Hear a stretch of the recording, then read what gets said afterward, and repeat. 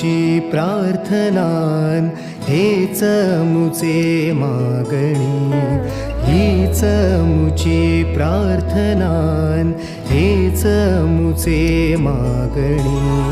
माणसाने माणसाशी माणसासम वागणे,